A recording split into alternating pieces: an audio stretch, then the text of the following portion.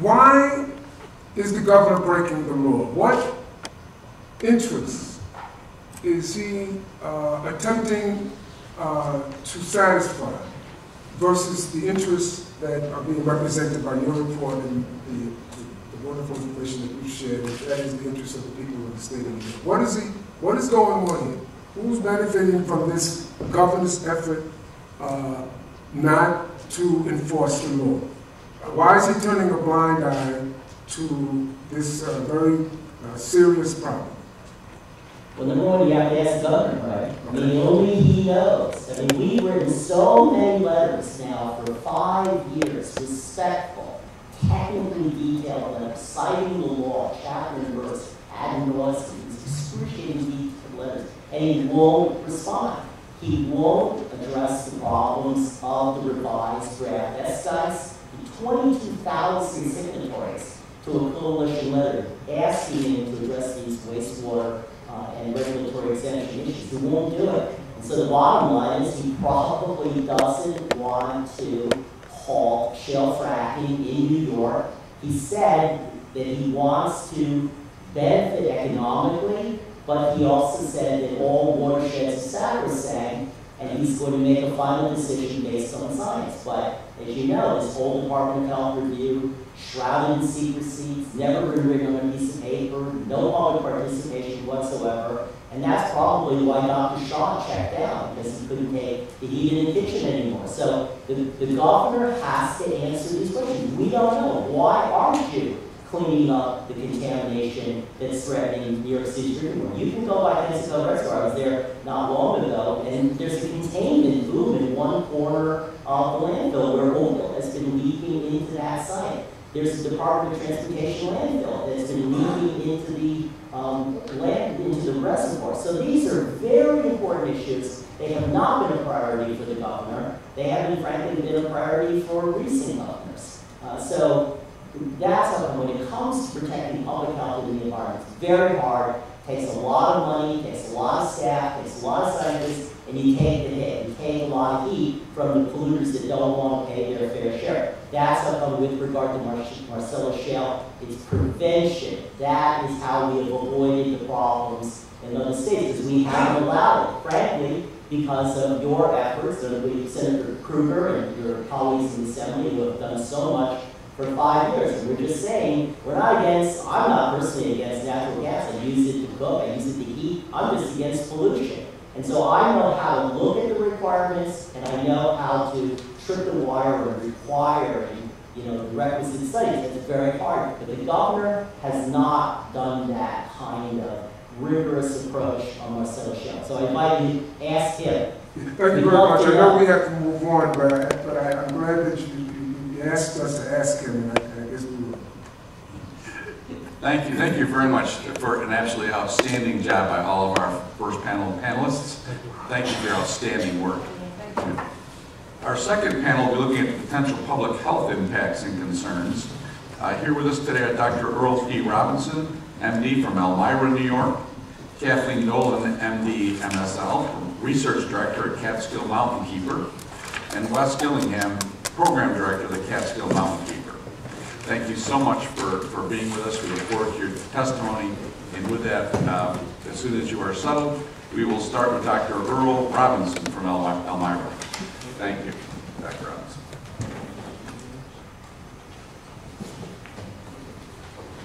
So, Earl Robinson. I'm a pulmonary critical care physician who's been practicing medicine in Chemung County for the last 36 years. Chemung County has the highest death rate from lung cancer in New York State. Chemung County also has some of the highest levels of measured radon in New York State. The overall survival from a diagnosis of lung cancer at 5 years is less than 10%. The survival at 5 years for stage 1 lung cancer, which has the best prognosis, is less than 40%. Radium produces radon gas. Radon-222 decays, producing alpha, beta, and gamma radiation. The two radon decay products, polonium-218 and polonium-214, are the most hazardous. You probably remember the Russian spy in London that was poisoned with polonium. The amount of polonium would be almost invisible that he took to kill him. The alpha radiation produced in the lung can damage the lung's DNA and cause the cell to become mutated, which causes lung cancer. Now, how it does this is by hitting and damaging the cancer suppressant gene, or by ionization of material surrounding the DNA. The probability of developing lung cancer is related to the concentration of radon in the amount of time the person is exposed to radon. Approximately 22,000 radon-induced lung cancer deaths in the United States each year, which is 11% of the total lung cancer deaths. Radon causes lung cancer in both smokers and non-smokers. Now, you've heard the picocurie thing we've gone to. A picocurie is 2 nuclear disintegrations per minute. The amount of radon in ambient air is about 0.4 picocuries per liter. So even in ambient air, outside air, a smoker has a risk of 3 lung cancer deaths per 1,000 over a lifetime. U.S. indoor air averages 1.3 picocuries per liter. So a smoker inside with ambient air, 20 smokers per 1,000 will develop lung cancer, just being inside. At 2 picocuries, expect 32 smokers per 1,000 to get lung cancer in a lifetime. The risk obviously increases with radon exposure. At 20 picocuries per liter, quarter of smokers will get lung cancer. 260 smokers per 1,000, or 25% of the total. Non-smokers would be 36 per 1,000. Radon is the #1 cause of lung cancer in non-smokers. In Chemung County basements, the average radon level is 12.5 picocuries per liter. On the first floor of the houses, it's 6.6 picocuries per liter. I talked to a physicist in Colorado just before this talk, and he told me that there are areas in Colorado where in the ambient air, they measured up to 20 picocuries per liter. And actually, some of the people that are mining for uranium will drive around with a meter out the window, and when they find 20 picocuries per liter, they're pretty sure there's uranium in the area for mining. Luckily, we don't have that. Radium-226 is present in fracking waste with a higher concentration of radium found in the Marcellus Formation. Spreading thousands of tons of material containing radon producing radium-226 would be expected to increase the level of radon in air over these deposits. As noted, radium-226 has a half-life of 1,600 years, so it's not going away. Between July 2013 and December 2013, 500,000 tons of drilling waste were produced in Pennsylvania. So over a year, you'd expect 1 million tons of drilling waste produced in Pennsylvania. The Chemung County landfill received over 300,000 tons of drilling waste so far. Now, in the fracking waste, not only is there radium, there's also uranium and strontium, all of which are radioactive materials. Just briefly, there are 4 naturally occurring isotopes of radium: radium-228, radium-226, radium-224, radium-223, and 224, 226, and 228 decay products are classified as group 1 carcinogens, known carcinogens to humans. Some of the early studies on radium date back to the early 1900s when they had girls painting radium dials on watches and ingesting the radium. Follow-up on that was a lot of them developed osteosarcoma. because the radium went into the bones, replacing calcium, the same type of material. U.S. EPA also notes that in addition to bone cancer, protracted exposure to inhaled or ingested radium-226 can cause lymphoma, leukemia, and aplastic anemia. Now, if you're in an area where you spread hundreds of tons or thousands of tons of Marcellus across an area, and you're running bulldozers over that, and there's radon coming off of that, and you've got dust, you're going to inhale that. It's going to go into your lungs, you're going to cough it up, you're going to swallow it. 15 to 20% of the radium ingested will be absorbed and deposited. The acceptable risk of residual radioactive material is 15 milligrams per year. Now, most people have 360 milligrams per year of radiation exposure. 15 milligrams is not a very high number.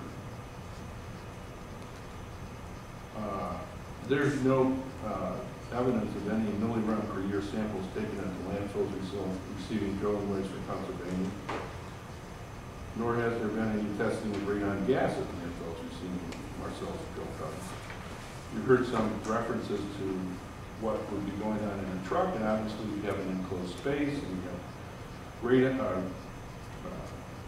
radium in there, you're going to have more higher concentration of radon. As Mr. Abraham mentioned, we've looked at the leachate from the Chemung County landfill and noticed an increase in radioactivity in time. And obviously, leachate goes to the sewage plant, and then it's dumped into the Chemung River. And because it lasts for 1,600 years, it's not going to go away. And it will be accumulating. So, in 1986, the New York State Department of Health did a study of aquifers in New York State prior to the possible siting of a low-level radioactive waste dump. To avoid locating such a landfill over an aquifer, the Chemung County landfill is located over an aquifer on the New York State natural aquifers, and now it's received upwards of 300,000 tons of Marcellus waste. So we actually have put a low-level radioactive waste dump on top of an aquifer. Thank you very much, Dr. Robinson. If you'd kindly stay until the conclusion of the panel, that would be helpful. Next, we're going to hear from Dr. Kathleen Nolan, Research Director at the Catskill Mountain Keeper. Thank you for being here. Thank you, Senators, for the opportunity to provide testimony on this extremely important topic. I'm a board-certified pediatrician with fellowship-level training in epidemiology and research design. I also hold a master's of study in law and currently serve as research director for Catskill Mountain Keeper. Before addressing the public health implications of how we handle waste byproducts associated with hydraulic fracturing, also known as fracking or unconventional natural gas development, I want to emphasize that my discussion does not presuppose any given position regarding the process of hydraulic fracturing. These comments hold true whether or not a ban or moratorium on hydraulic fracturing as a method of obtaining fuel is enacted in New York State. Currently, no permits for high-volume hydraulic fracturing are being issued in New York State. Yet, as we've been hearing, we already face issues related to the disposal, processing, and secondary use of the hydraulic fracturing waste byproducts. Non-gaseous hydraulic fracturing waste products fall roughly into two categories: liquid waste and solid waste. Today, we're not addressing at all the gaseous waste, which include methane itself, radon, and volatile organic compounds. Those are also harmful, but they're outside of today's discussion. Both liquid and solid forms of waste contain toxic chemicals, heavy metals, and radioactive contaminants. The toxic chemicals originate primarily in the fracking fluid that is injected underground to fracture and keep open the shell deposits located roughly a mile underground, while the heavy metals and the radioactive contaminants originate from those deep shale layers. In simple terms, the fracking fluids go into the well and dissolve the heavy metals and radioactive elements present in the shale, mobilizing them and potentially contaminating the waste that emerges from the well, whether it's liquid, solid, or semi-solid material. As described by the Environmental Protection Agency, radioactive waste from oil and gas drilling take the form of produced water, drilling mud, sludge, slimes, evaporation ponds, and pits. It can also concentrate in individual scales that form in pipes, called pipe scale, or in storage tanks or other extraction equipment. The toxic nature of many of these waste materials has been well described, despite laws protecting the proprietary nature of the fracking fluids. As characterized by my colleague Paul Rubin, who joins me in this testimony today, he's a professional hydrogeologist who has conducted research on this issue, primarily in Pennsylvania. Quoting Mr. Rubin, these water fluids can commonly exhibit highly elevated concentrations of bromide, chloride, hardness as calcium carbonate, total dissolved solids, barium, boron, calcium, iron, lithium, magnesium, manganese, potassium, sodium, strontium. Furthermore, these gas industry fluids water sometimes also include many additional chemicals, including but not limited to the following: pyridine, ethylbenzene, benzene, toluene, xylenes, 1,2,4-trimethylbenzene, 1,3,5-trimethylbenzene, arsenic, assorted phthalates, assorted metals, fluorine, phenol, 2-propanol, butyl alcohol, propylene glycol, ethanol, phenanthine, and other chemical compounds. Other drilling mud include contaminants that include aluminum, titanium, 2-butyron, and 1,2,4-trimethylbenzene. I list these in some details because many of these waste products should be familiar to us. They've been identified as contaminants in soil, sediment, and water previously at a hazardous waste site that later came to be known as the Love Canal Superfund site in Niagara Falls, New York. I presented a table that lists the compounds and elements that were found at Love Canal that are also found in fracking waste. The Love Canal property, having been used in the 1930s and 40s as a landfill for the disposal of over 21,000 tons of various chemical waste, buried 25 feet underground in the canal, contaminated nearby groundwater, which then rose to the surface and drained into the Niagara River, contaminating it as well. Contaminants also migrated from the landfill to local sewers, which drained into nearby creeks. Eventually, approximately 950 families had to be evacuated from the area surrounding the landfill. Contamination at that site ultimately led to the passage of federal Superfund legislation. I mention this not only because there is some overlap in the products that are involved, which is not accidental. Petroleum products are used to make fertilizers and plastics and other chemicals, but also because of the difficulties that that community had in obtaining recognition and help for the problems that they saw there. It took decades. And also to mention how expensive the cleanup was when that cleanup came after the fact and not prior to the contamination taking place. Now, radiation was not a major concern at the Love Canal Superfund site, but it is a major concern, as we've been hearing here, in regard to fracking waste from the Marcellus Shale. Just last week, a group of leading public health experts wrote to Governor Cuomo urging his administration to conduct studies and human health risk assessment of the occurrence of radon and radium during drilling for natural gas before deciding whether to allow drilling in New York's portion of the Marcellus Shale, or the distribution to New Yorkers of Marcellus Shale gas containing unhealthy levels of radon. I didn't quote it here, but the letter also talks about radium being fracking waste. And to make public any and all data collected about the presence of these carcinogenic radioactive elements in Marcellus Shale drilling. I'm appending a copy of that letter and would ask that you consider it part of my testimony. It's also available online at Concerned Health Professionals of New York Subsequent studies have shown that this waste can be radioactive, in some cases highly radioactive. We've heard about studies that show that the radioactive contents can be thousands of times higher than is found in other shales. And the level of radioactivity is likely to be much greater in horizontally fracked wells than in vertically fracked wells, because you have a much greater exposure of the drilling apparatus to the shale. A recent study from Penn State's Department of Geoscience has also found that fracking wastewater contains high levels of radium, along with the heavy toxic metal barium. Another report written by Adam White, a career scientist for the National Council on Radiation Protection, came to similar conclusions, confirming that fracking can produce waste with extremely high levels of radiation. The EPA talks about this problem and says that radionuclides in the waste from oil and gas drilling are primarily radium-226, radium-228, and radon gas. The radon is released to the atmosphere while the produced water and mud containing radium are placed in ponds or pits for evaporation, reuse, or recovery. The EPA goes on to say that the people most likely to be exposed to this source of radiation are workers at the site.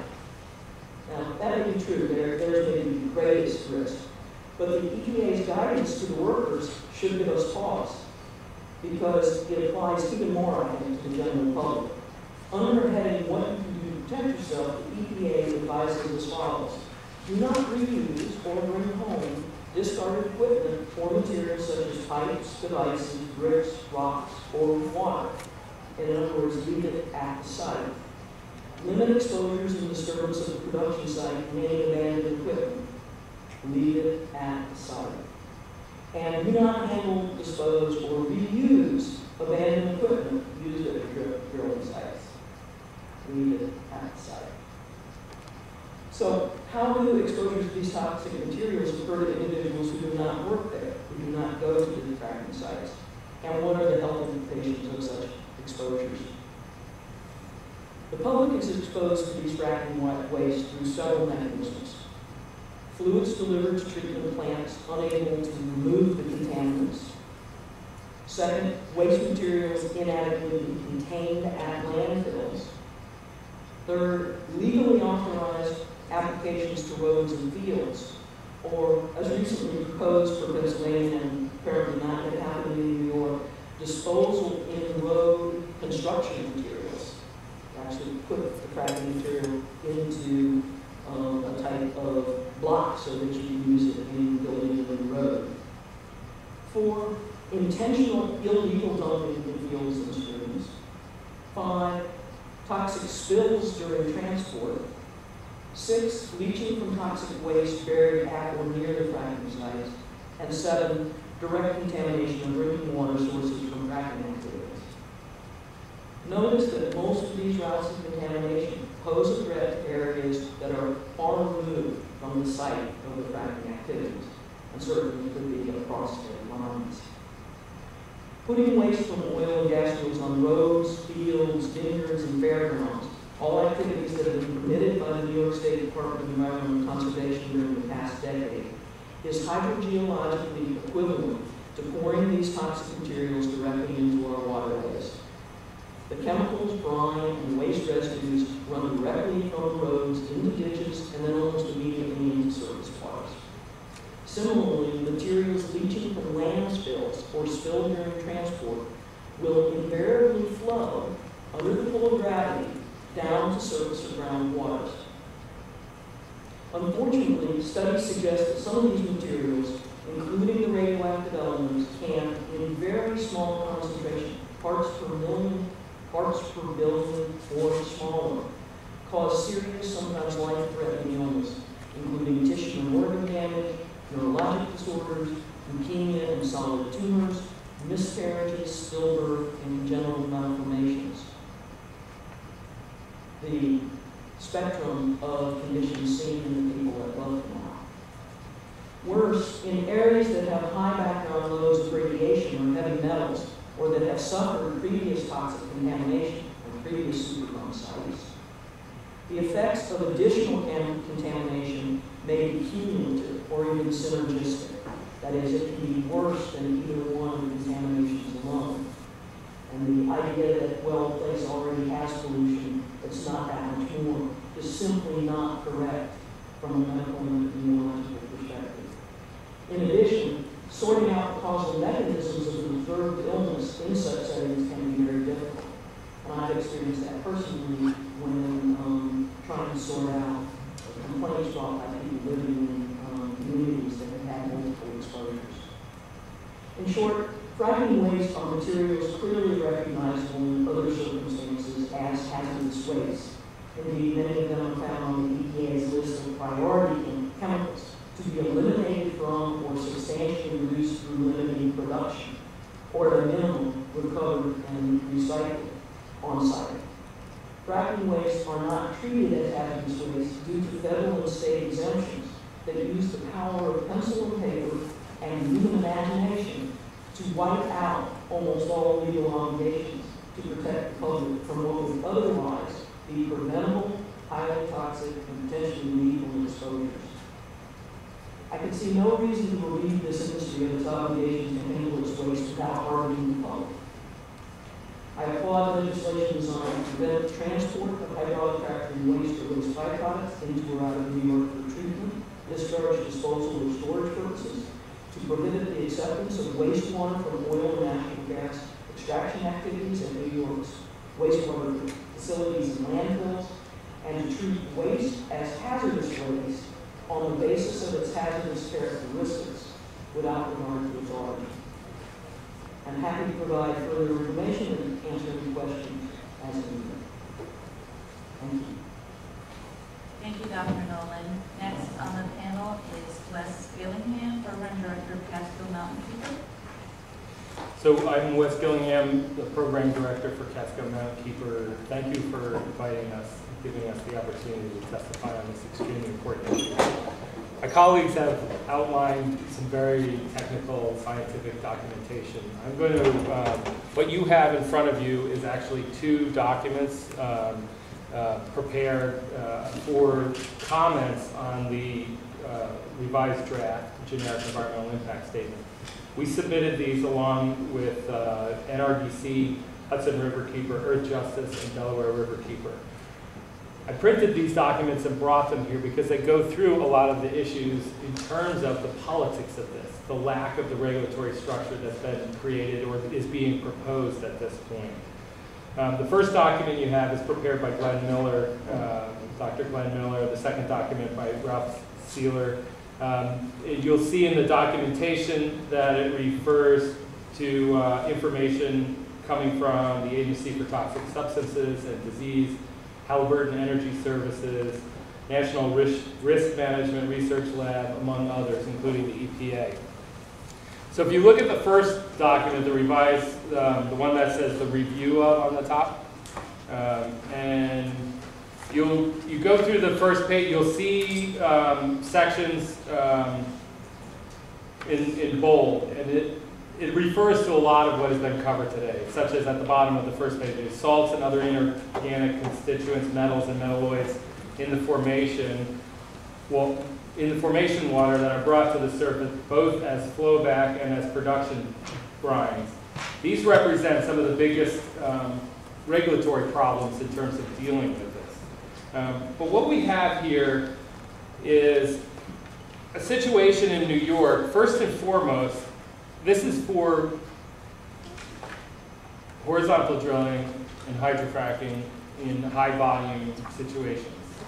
But what we have is what was pointed out earlier by Walter Hang, is that there is relatively little difference between high volume and low volume. That's a very important distinction, and the fact that we are dealing with the situation of waste coming in from Pennsylvania, which is fairly difficult to track what is high volume and what is low volume. We have a situation where they're recycling the wastewater, and you can have high volume wastewater coming from a site going to a low volume site and being reused. So it's an example of a ridiculous regulatory structure. So again, I emphasize there's relatively little difference there. there's a distinction that we have come to over the last 6 years in New York. We've gone through an education process where we've actually learned the implications of gas drilling, all the implications of gas drilling. 6 years ago, when the landmen first came to our area, the Catskills, and were running around offering leases and the prices kept going up, the reaction by a lot of people was, well, what's the matter with gas drilling? You know, I have a stove in my house, what's the deal with gas drilling? We're no longer in the dark about this. We're watching what's happening in Pennsylvania, North Dakota, Colorado, and many other states. We know that bromides, which are one of the salts that comes back up in wastewater, can mix with chlorine, which is used in a public water supply system, can mix and cause trihalomethane, an extreme carcinogen. We know that a beneficial use determination is an abomination of a regulatory magic that enables an industry that's threatening our water and our air and the future of our communities. It just allows them to release that into our environment. A beneficial use determination takes something that should be kept from the public, from the environment, from our water sources, and from our air, and allows it to be released. We know that labeling waste from oil and gas industry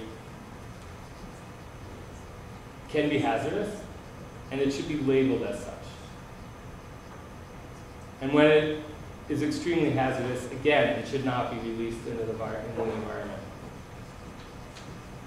Wastewater coming from Pennsylvania gas fields in the form of wastewater that goes to our public treatment facilities, and the waste that comes from drill cuttings and goes to our landfills, is not something that we should just prevent, but it was something that we should fix.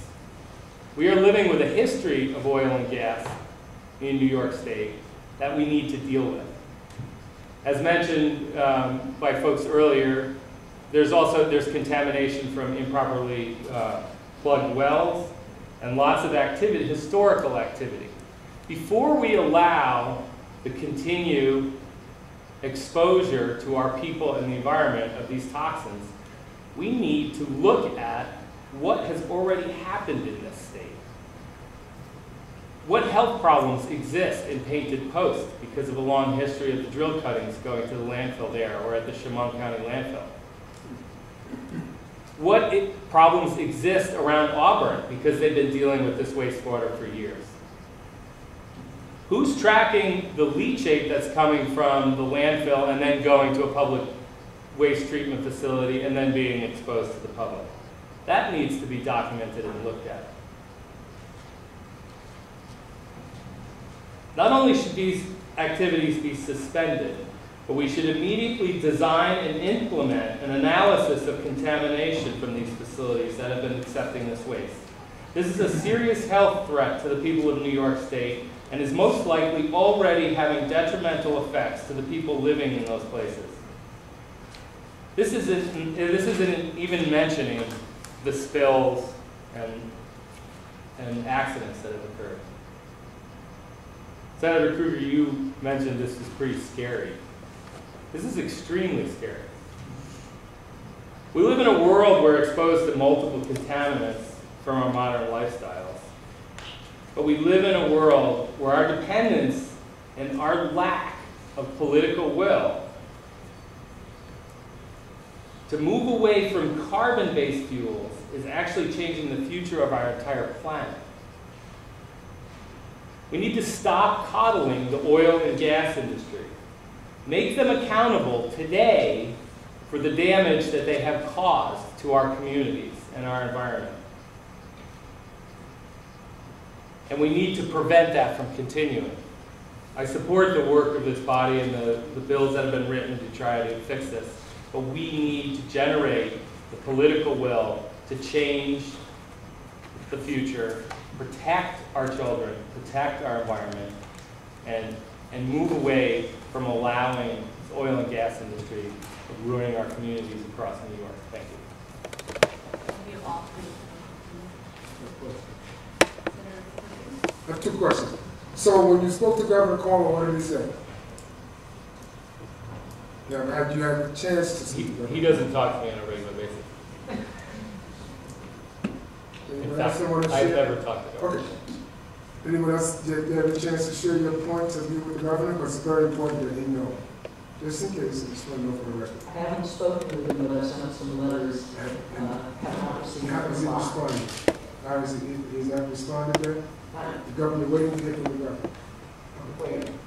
Now, there are those who are claiming that the economic effects of hydrofracking on local economies is good. You know? And if anybody want to answer that? I can address that. It's good for the economy. That's I think what the governor's also claiming as well. So just want to get a sense of, from your point of view, I believe your health is your wealth. So I just want to get a sense how you respond to something like that. I would respond to this by saying that just by saying it's good to the economy, whoever is making that statement is obviously looking at a very narrow analysis of what the gas industry is bringing to our state. They're looking at maybe job figures, which actually, if you look at the what's happening in Pennsylvania right now, they're not as rosy as they said in the beginning. And there's a serious downturn in jobs created.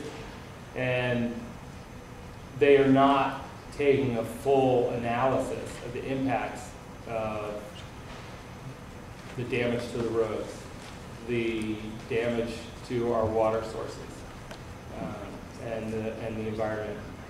And right now, we in New York State, even though we haven't allowed for horizontal drilling and hydrofracking to go forward, we are dealing with an infrastructure onslaught coming from the gas fields in the form of pipelines. The industry is furiously trying to make connections in their web of pipelines to get it to the coast for export. They're putting in compressor stations. And there's a whole host of, again, regulatory problems that exist today that are not protecting New Yorkers. It ranges from the wastewater to something as simple as a compressor station that they're building in Hancock right now. I've been analyzing what's been happening there. When they are putting the compressor station down for repair, they empty 10 miles of pipe. And that question for me that brings up, okay, 10 miles of methane being released into the environment along the pipeline. Is that normal? Does that happen at all these compressor stations? Or are they releasing 20 miles? Because it just happens to be where the next valve is. The industry has gotten away with business as usual and doing things the way they want to do because people haven't been paying attention. That's what we're doing here today, is paying attention to what they've been doing. So I don't see the answer as it's just good for jobs. There's a whole host of things happening here that we need to focus on and change. Yeah, I'd like to comment on that too. The usual thing that I've seen is that initially real estate prices go up, hotels, restaurants, more people buying things, doing things, and then once all the wells are drilled, you're done. These people are out of there. Then everything goes back down again. Real estate prices go down. And then if there's pollution or there's damage to the environment, the value of the property goes down.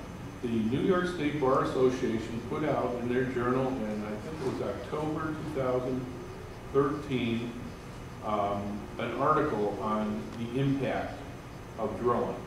Now, when you drill, when you have drilling on your property, it's not a lease, you're a partner. Anything that happens on your property, you're responsible for. If you have a mortgage, your mortgage could be canceled because you're doing something dangerous on your property.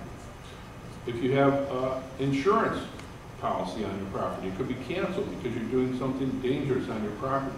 Down in Pennsylvania, some of the drilling companies didn't pay, some of the gas companies didn't pay the drilling companies. The drilling companies put liens on the people's property because they are part of the deal. If you have a drilling operation, whether you want to be a part of it or not, and you're forced into it, and you contaminate your neighbor's water supply, you are liable. You know, there's a lot of complications with this thing. It's not just putting a hole in the ground and getting the gas back out. And so, if you look out west, there was a gold mine thing going on there in the west, and now if you go back there, they're ghost towns. There's nothing left. They destroyed the place, they left, the gold's gone. What's going to happen when all the gas is gone? The other thing I've talked to some of the senators about is, which way do those gas lines go? Do they go both ways, or do they only go one way? They only go one way. You drill the thing, you put the pipe in, the gas goes out. Doesn't come back to your home, or your farm, or your community. It goes someplace else. Because that's where the money is. I would agree with that. I would also mention that this economy, whatever it is, coming from this industry, is like the fuel itself, not a renewable economy. It doesn't keep going.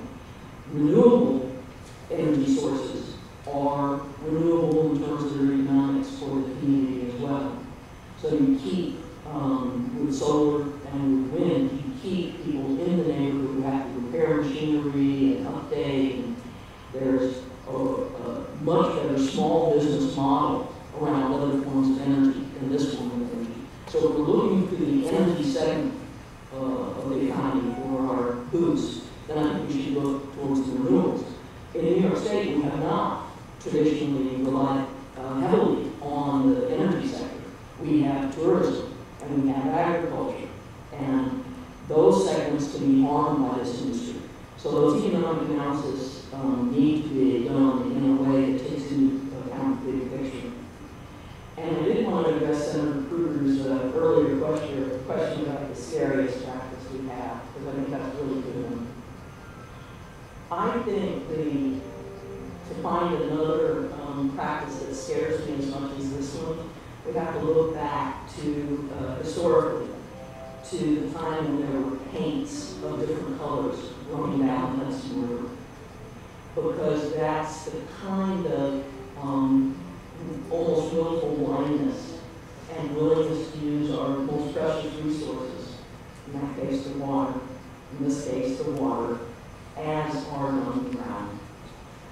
I think we should be smarter than that. I want to thank you all, and Doctor, your testimony where you highlight the parallels to Love Canal, I think are such a critical historic point for us to not gloss over.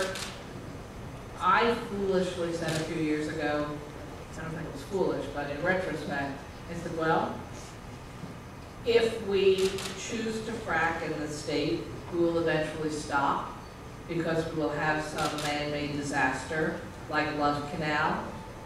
But I would prefer we don't make the mistake and have to fix the problem afterwards. But I think what all of your testimony today is highlighting to me is even though we haven't fracked, we are still facing Love Canal-like risks to the health of our population and to the water system, so that it's not enough to simply say, well, at least we haven't started to frack here yet, because what all of you are testifying to is the fact that real problems are occurring, real risks are happening right now in our state. And again, appreciate for anyone who might be too young to remember Love Canal, people go back and do a little homework on what happened there